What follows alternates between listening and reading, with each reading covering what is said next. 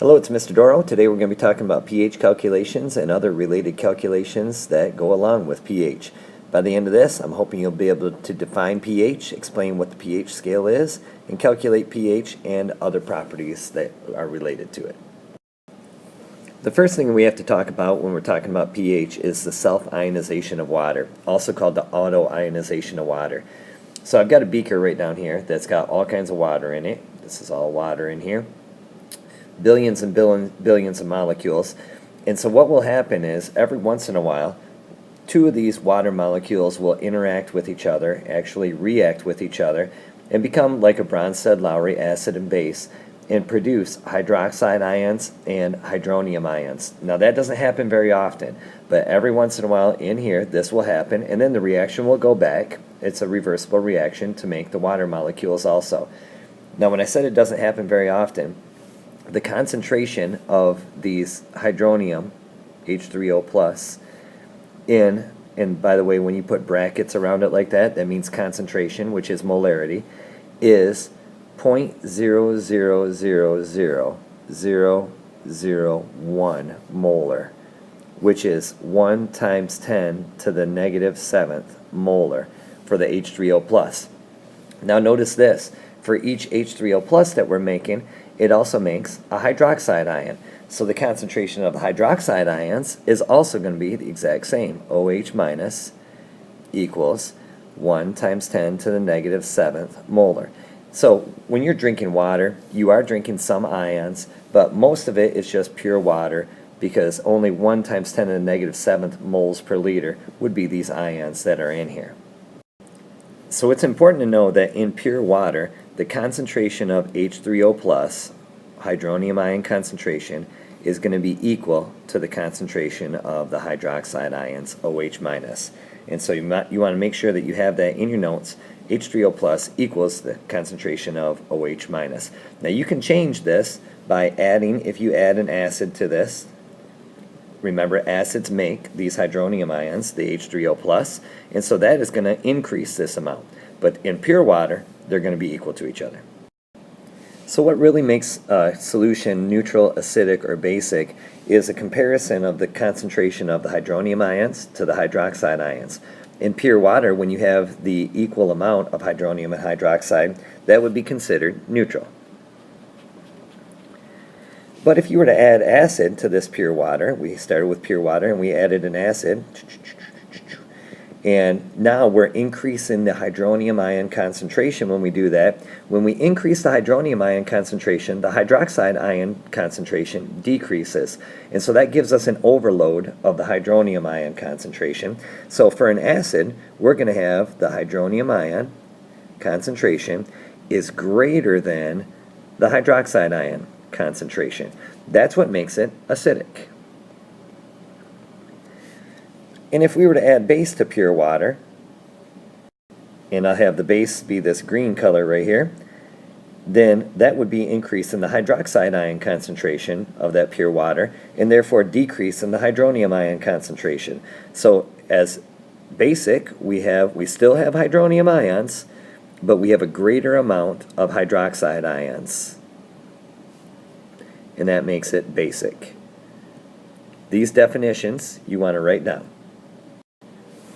So here are three different situations of hydronium and hydroxide ion concentrations, and I'd like you to figure out which one is if there are any that are neutral, acidic, or basic. Here's what you have to do. You have to compare your hydronium ion concentration to your hydroxide ion concentration. This can be a little bit tricky sometimes because of this negative exponent in the scientific notation. Remember, this really means 1.0000 10 zeros and then the 1. So this decimal right here would move over 11 places here. This decimal would move over 3 places, which is going to make this one the greater number. Even though this 11 is a greater number, it's a negative 11. This is negative 3. And so this is going to be a greater hydroxide ion concentration, which would make this one basic. You pause it for a second and try to figure out what the next two are. Okay, hopefully you really paused it, because this is something you need to test yourself on. we're not really looking at these first numbers right here. You might look at the first numbers and say, oh, this is the bigger number, 4.3. But this is times 10 to the negative 12. So this decimal moves 12 places over this way. This decimal only moves 3 places over this way. So that's going to make this one the greater of the two. And so this is going to be acidic. And finally, this last one right here, this decimal would move 6 places over this way. This one would move 9 places over this way, making this one the greater. This is the OH I listed first this time, and so that would make this a basic solution. Now that brings us to the question, how do we calculate the hydronium and hydroxide ion concentration? Well, we're going to use an ion dissociation constant for water, which is called Kw. This is the formula to find Kw. Kw equals the hydronium ion concentration times the hydroxide ion concentration. So if you're given either one of these, if we know this constant, since it's a constant, it'll be the same every time, then we can solve for the other one. Now for pure water, we found out on the other page that the auto dissociation, it will automatically make a concentration of hydronium ions of 1 times 10 to the negative 7th and hydroxide of 1 times 10 to the negative 7th. When we multiply those two together, we end up with 1 times 10 to the negative 14th. And this is our Kw. Any solution dissolved in water is going to have this constant for the ionization, and we're going to want to put a star next to that one also, along with that one up top, so we can use this Kw each time to find whichever concentration we weren't given in the original problem. Now we can use this formula if we're given one of these concentrations to find the other one. So in letter A right here, it gives you a hydronium ion concentration of 2.4 times 10 to the minus third molar. Wants to know the hydroxide ion concentration. So we're going to use this formula, Kw equals hydronium ion concentration times hydroxide ion concentration. We know what Kw is. It's 1 times 10 to the negative 14th. We know what H3O plus is. So now we just have to solve for OH. And so in order to get OH by itself, we do Kw divided by this H3O plus. And so I'd like you to plug these all in right here. And so we get 1 times 10 to the negative 14th equals 2.4 times 10 to the negative third, molar that is, and then times OH minus. So I take this 1 times 10 to the negative 14th. Remember how you plug it in your calculator. This is 1 EE negative 14 divided by 2.4 EE negative 3, and you should end up with this answer of OH minus concentration equals 4.2, that's in 2 sig figs, times 10 to the minus 12th. Since this is concentration, the units will be molar or molarity, and you have your answer for hydroxide ion concentration. Now I want you to try to solve this next one. It gives you the hydroxide ion concentration. Pause it and try to find the hydronium ion concentration. Okay, and I got 1.6 times 10 to the minus 10th molar for that. If you're not pausing it and trying to do these, then really you're not helping yourself. You're just going through the motions. So make sure that you're trying to work through this. It's going to help you in the long run, I promise. I want to quickly show you this pH scale, and as the pH you see increases, the number for the pH, you can see that the hydrogen ion concentration actually decreases. It's getting smaller and smaller, but the hydroxide ion concentration increases, and you can see that these have an inverse relationship with each other. You can also see a little relationship with the number for the exponent for the hydrogen ion concentration and for the pH value. Once we know the concentration of the hydronium ion or the hydroxide ion, we can then calculate the pH, or something that you're not very familiar with, something called the pOH. Normally we're using the pH, but we're going to learn how to calculate this also. So when we know the hydronium ion concentration from our Kw formula that we did before, then we can just plug it into this equation, which is negative log of H3O plus. Now, log is a button that's on your calculator, and so all you got to do is hit, depending on what kind of calculator you have, if you have one that has the display as you punch it in, you see what you're punching in, then you would just hit negative log of that number. If you don't have a calculator that shows that display, you might have to hit the number and then hit log and then hit negative on it. So I'm going to give you a hydronium ion concentration for you to practice. So here's a problem over here on the side.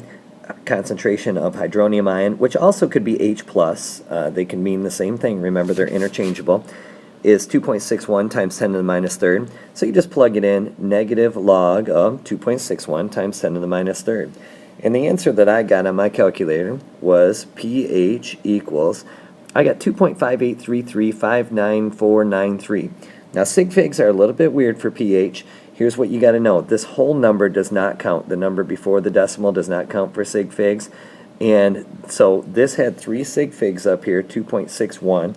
And so those 3 sig figs come after the decimal on there. So this is going to be really 2.583 for the pH on this. I'm not going to be terribly picky on the sig figs, but that's the correct way to do it.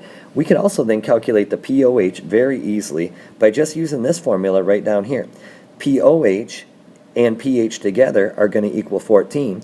So if I want to find the pOH of this one, pOH would just be 14 minus the pH. And so when I do 14 minus 2.583, then I'm going to get the pOH to be 11.417. So that's my pOH. Whoops. Now, if you were given the concentration of OH, you could easily find the pOH by doing negative log of OH, and then find the pH the other way. And these are interchangeable back and forth. Why don't you go ahead and do yourself a favor and try this one out. I'll give you the concentration of OH minus, and that's the concentration. Find the pH and find the pOH. Pause it and try that one out. So here are the answers to those. These are the basic parts of these calculations. We're going to get deeper on these, but you have to have these basics down first. So if you're not getting these, then you need to talk to me about it. Now, if we're given one of these four, pH, pOH, H3O plus, or OH minus, we can find all of the other three. And so there is one other little trick to it, and that's if you're given the pH, then go into those concentrations. But I'm going to show you how to do that right now.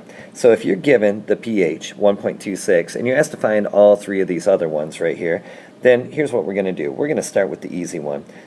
The easy one is to find the pOH, because remember, if we just do 14 minus the pH, 1.26, that's going to give us the pOH, and that is going to be 12.74 equals the pOH. So that was an easy one. We got that taken care of. It gets a little bit tougher when we want to find the H3O plus and the OH minus, because we have to use something called the inverse log. Remember, our formula is pH equals negative log of H3O plus. We know what the pH is. Our pH is 1.26. And then it's the negative log of H3O plus. So now on your calculator, I want you to find probably right with the log button, maybe right above it or below it on the button part of it, there's a little button that says 10 to the x. That is anti-log. And so what you need to do then is you need to plug it in your calculator like this.